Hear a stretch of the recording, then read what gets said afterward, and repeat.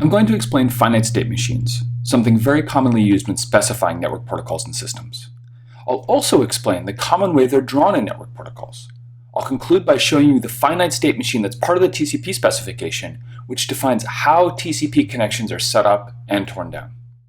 So you'll see how you can describe something like the three-way handshake of TCP in a finite state machine. As the name suggests, a finite state machine is composed of a finite number of states. A state is a particular configuration of the system. I'm going to start with an abstract example. In this example, we have three states: state 1, state 2, and state 3. So our system can be in one of these three states. Edges between the states define how we transition between them. When we draw an edge, we first specify what events cause the transition to occur. Below this, we can state what actions the system will take when that transition occurs. This second part is optional because not all transitions have actions associated with them. But if there is an action, you should specify it. Otherwise, you have an incomplete specification and people might not test or implement it correctly. If the system is in a state and an event arrives for which there is no transition described, then the behavior of the FSM is undefined. There could be multiple transitions from a single state. So here we have a second transition from state 1, a different event that will take the system into state 3. For any given state, the transition for an event must be unique. In this example, an event can cause state 1 to transition to state 2 or transition to state 3.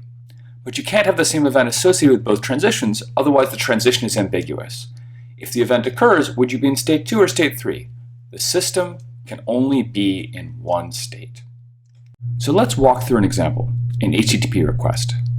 In practice, HTTP requests are a bit more complex than this. There are all kinds of options, so for this example, we'll just use a very simple form. Let's describe our system this way. In our starting state, we are viewing a page or otherwise idle. When we want to load a new page, we transition to the page requesting state. So the event is load new page, and the action is open a connection to the web server. Once we've opened a connection, we're now in the page requesting state. We'll transition back to the idle state when the connection closes, or when we finish requesting every resource on the page. We need one more state, which describes where we are in requesting a page. On the event of having more resources to request, we take the action of requesting a resource with an HTTP GET. This puts us in the requesting pending state. On the event of receiving the response, our system transitions back to the page requesting state. So here we have a three-state system: idle, page requesting, and request pending. On one hand, this is a nice simple FSM, but if you were to try to implement it, it leaves a lot unsaid. Specifically, we have four events in the system: page request, more requests, receive response, and connection closed. So what happens if the connection close event arrives when we're in the request pending state? Or when we receive a page request while in the page requesting state? Or receive a response while in the idle state? If you want to be completely explicit and careful, you should specify what happens on each state for every event. But this can lead to complicated FSMs which have tons of edges.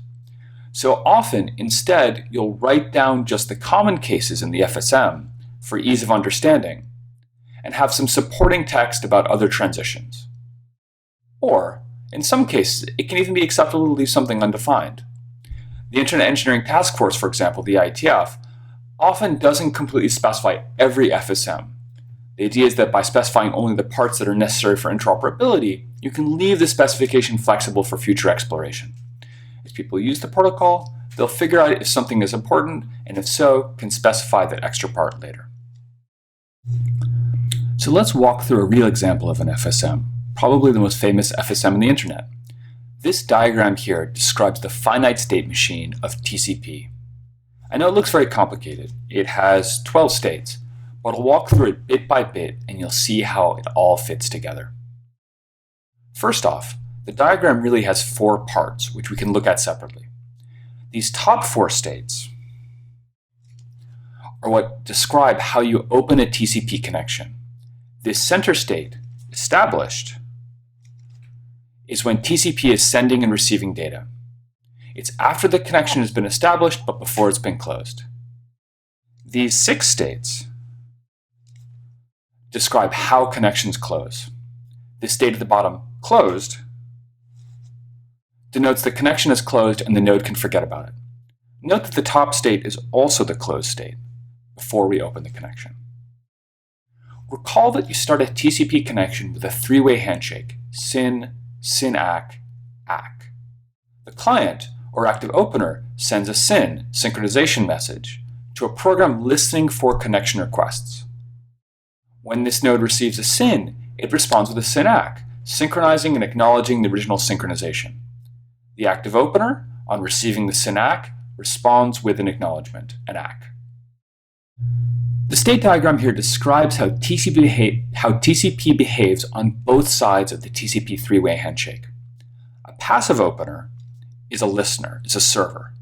It listens for requests for connections from active openers, clients. So when a program calls listen, the socket transitions from the orange closed state to the yellow listen state. The protocol takes no actions when this happens. It doesn't send any messages. If the server calls close on the socket when it's in the listen state, it transitions immediately to the close state. Let's walk through the 3-way handshake, starting with the first step when a client tries to open a connection and sends a SYN packet to the server. We can see that this first transition for the client side of the connection is this orange arrow from closed to the SYN sent state. This happens when the client program calls connect, the event, and the client sends a SYN message. Once the first SYN is sent, the client is in the SYN sent state and the server is in the listen state. When the SYN arrives at the server, this leads to this blue transition.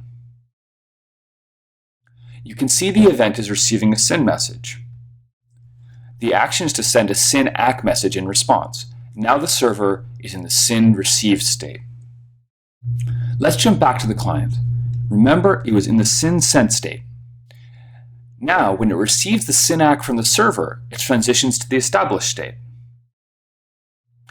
Its action is to send an ACK message, the third message of the SYN-ACK handshake.